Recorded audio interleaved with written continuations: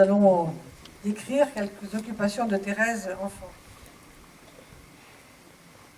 Après le déjeuner de midi, toujours très simple et très bon, car ma nourrice était une excellente cuisinière, nous allions lever les œufs, nous-mêmes, dans les 2 poulaillers qui étaient ceux d'à présent dans les tours.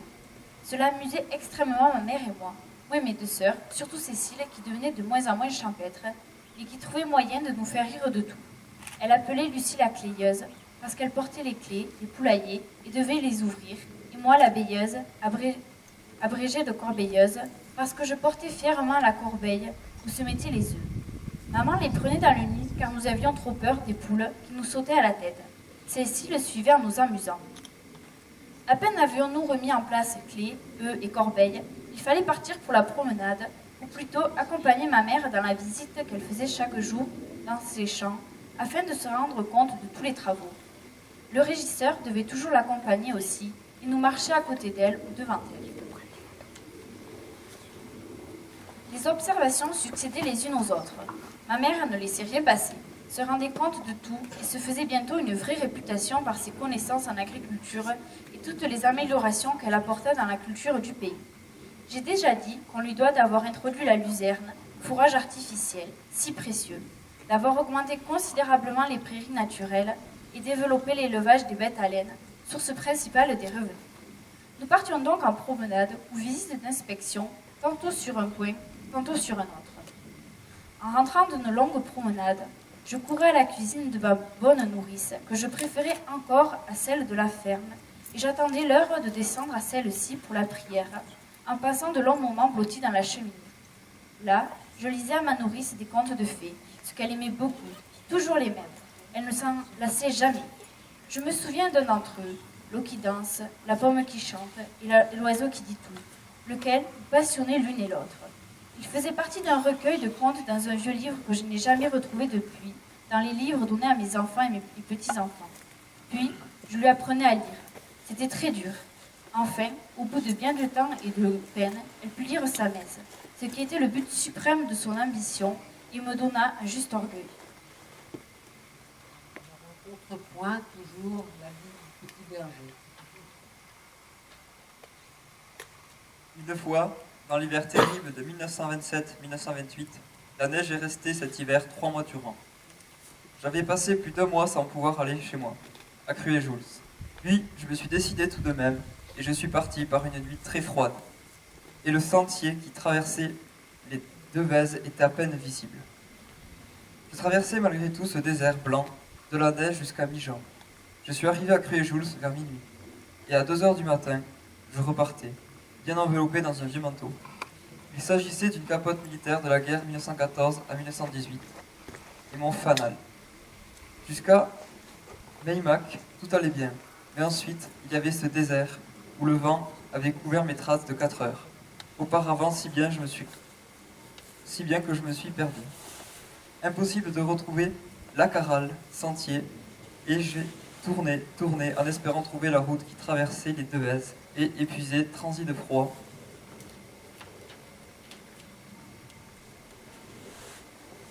Il regarda ma montre, je me suis fait une raison de me mettre à l'abri, au creux de l'arbre, à l'abri du vent, en pensant que je n'étais pas très loin de cette sacrée route, et que peut-être j'entendrais la cloche des bourrines à 5 heures. En regardant souvent la montre, mais le temps était si long, je tendais l'oreille, et à 5 heures, juste, la cloche libératrice est venue me dire « Je suis là ». Donc, en me dirigeant vers cette cloche, et à quelques mètres seulement, je trouvais la route, et là j'étais sauvé. À 10 mètres de là, j'étais à la bergerie, transi de froid, mais heureux d'avoir été embrassé par maman.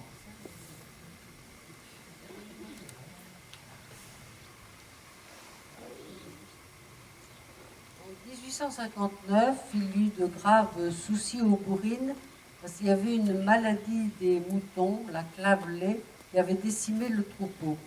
Elle avait été apportée par des bêtes de passage qui étaient venues boire à la fontaine. Cela avait été une forte perte.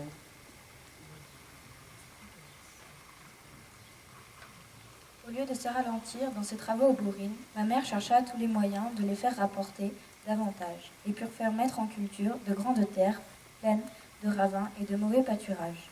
Elle les fit aplanir, choler, etc. et obtint les 2 beaux champs sur la route de Gabriac en descendant à gauche, appelés Beauchaux. qui sont maintenant dans les meilleurs. D'autres terres, également incultes, à l'extrémité de la propriété, entre le Grand Bois et le Pré de la Verne, sur le Tourdoux, furent mises en rapport et devinrent les champs du Combelon. Ils étaient seulement bien éloignés du centre de l'exploitation, avec des chemins presque impossibles pour s'y rendre. Ma mère eut alors l'idée de construire une ferme sur la lisière du bois, qui aurait ses champs, le Pré de la Verne, des pâturages aux alentours et qui pourrait être d'un bon rapport. À part le Dourdou, une source abondante sortait au flanc du coteau, assurant toute l'eau nécessaire. Pour en revenir à la ferme, elle fut décidée, les constructions furent fixées pour se faire au printemps. Après la coupe d'arbres d'hiver, je dis adieu aux grands êtres de ce délicieux vallon, et je partis cette année-là des Bourrines, le cœur serré. Donc on va faire un saut dans le temps et on arrive aux années de la guerre.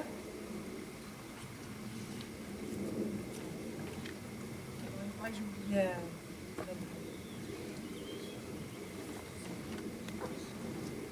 En 1900, Thérèse et sa mère Fanny découvrent la joie des premières escalades touristiques.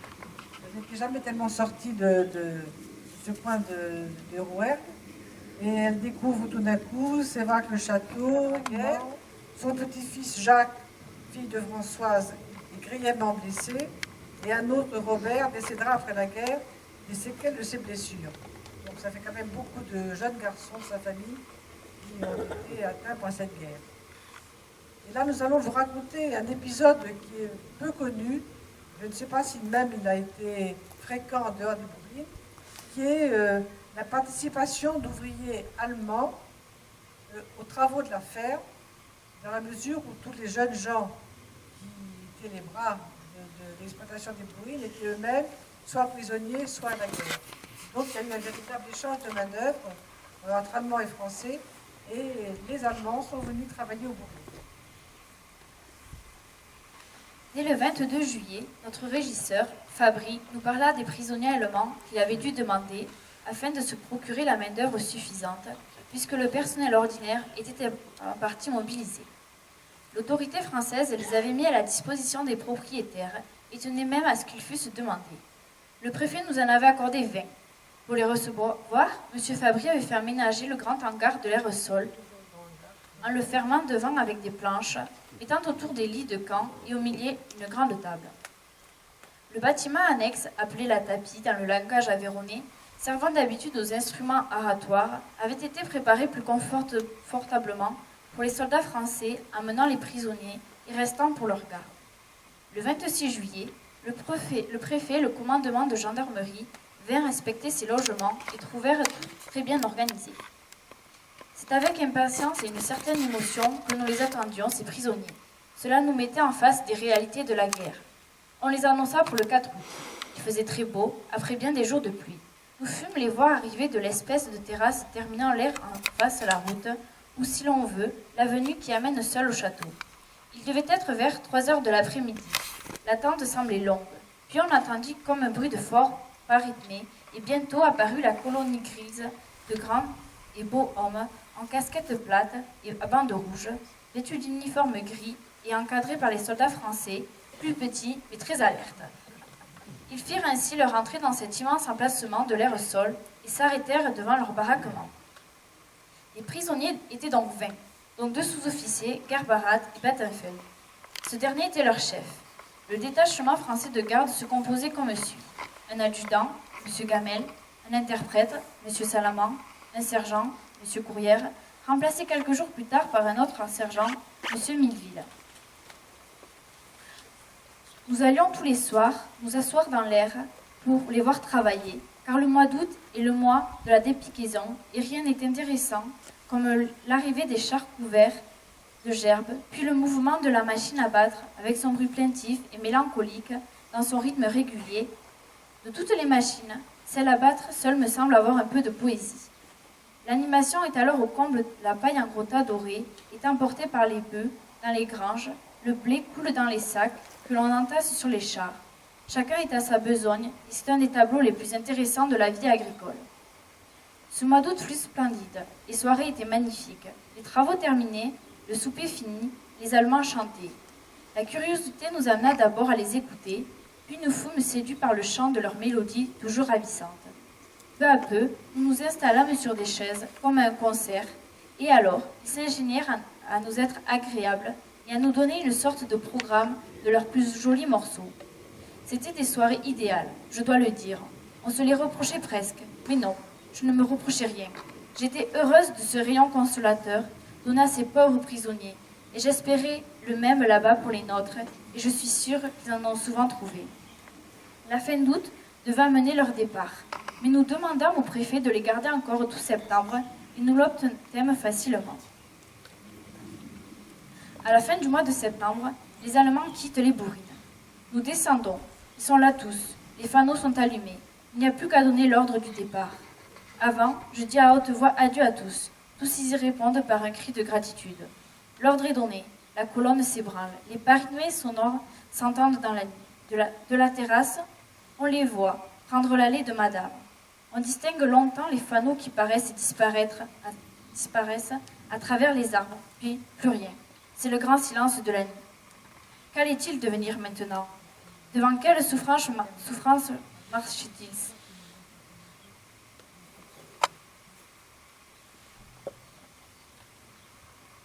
Ce qui nous a intéressé dans ce texte, quand même, c'est le sentiment de fraternité qu'il y a entre ces Allemands et les gens du lieu.